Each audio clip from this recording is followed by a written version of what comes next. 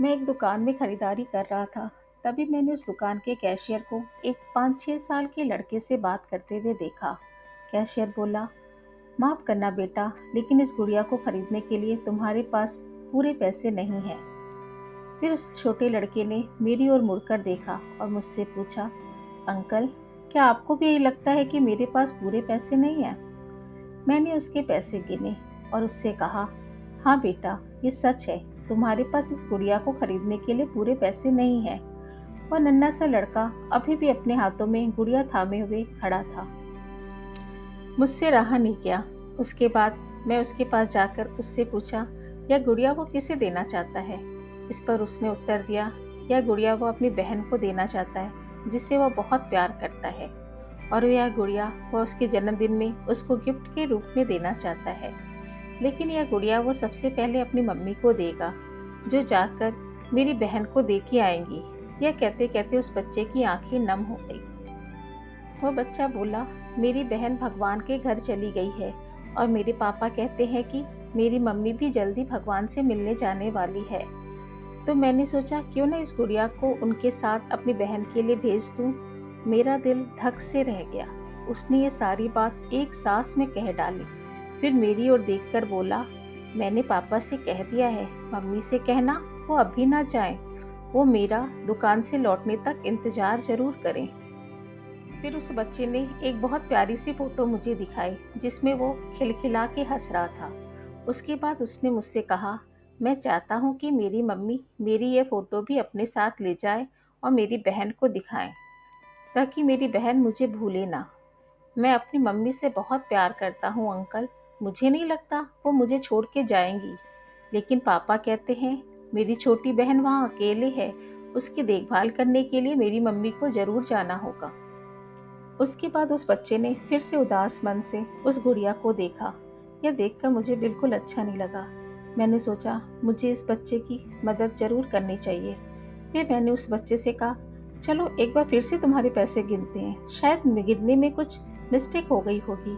वो बोला, ठीक है अंकल।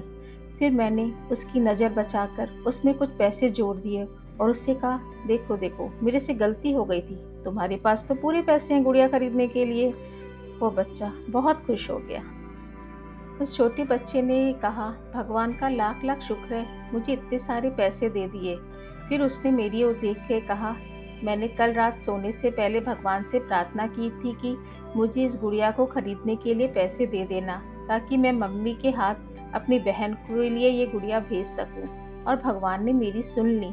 इसके अलावा मुझे अपनी मम्मी के लिए एक सफ़ेद रंग का गुलाब भी लेना था, पर उसके लिए मैंने भगवान से पैसे नहीं मांगे, क्योंकि मुझे हिम्मत नहीं हो रही थी, क्योंकि भगवान सोचते मैं बहुत लालची हूँ।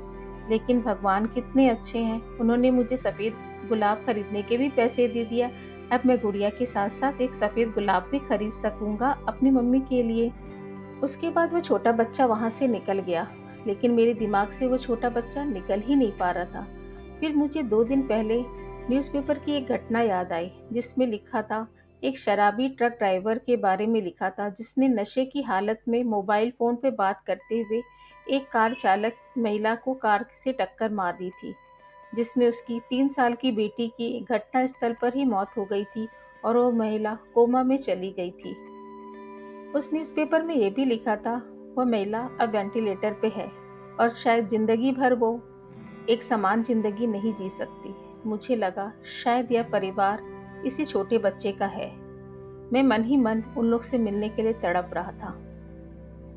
मेरी उस नन्हे लड़के से मुलाकात के 2 दिन बाद ही मैंने अखबार में पढ़ा कि उस महिला को बचाया नहीं जा सका। मैं अपने आप को रोक नहीं सका और अखबार में दिए हुए पते पर जाकर उस बच्चे से मिलने पहुंच गया। मैं जब वहां पहुंचा तो देखा, उस महिला का शव अंतिम दर्शन के लिए रखा गया है।